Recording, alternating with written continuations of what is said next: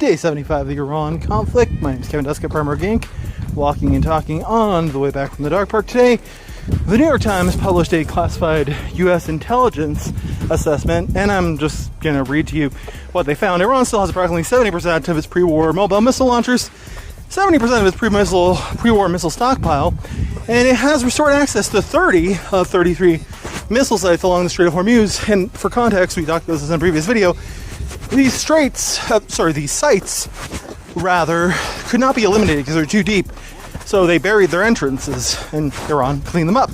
Logical. The U.S. and Israel basically spent 40 days bombing Iran. We were told the mission was working. We were told the military was being degraded. But the classified picture, not the press release, the classified assessment, is that Iran, and this is predictable, has 70% of its missiles and nearly all of its Hormuz launch sites back online. Now, here's why that number is terrifying to some people, those who want to mess around in the region in a specific way. The Strait of Hormuz is 34 kilometers wide at its narrowest point. You could throw a rock against it, sort of, not really, but okay. So Iran doesn't need a sophisticated military to close it. It just to point some tubes at the water.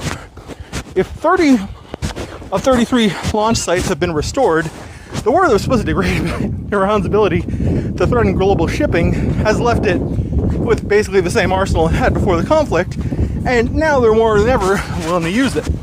And what was the White House's response to this classified leak? Trump said today on his way to Beijing, quote, "We're going to have a gusher of oil," end quote, once the war is over. A gusher of oil, presumably from a galactic peepee. The classified intel says Iran can close the strait anytime it wants for the foreseeable future. Truth. The president says gusher of oil. These two things are both happening simultaneously on day 75, and I think there are 4 days left in the Lebanon ceasefire now. Yeah, a lot of room to maneuver this, right?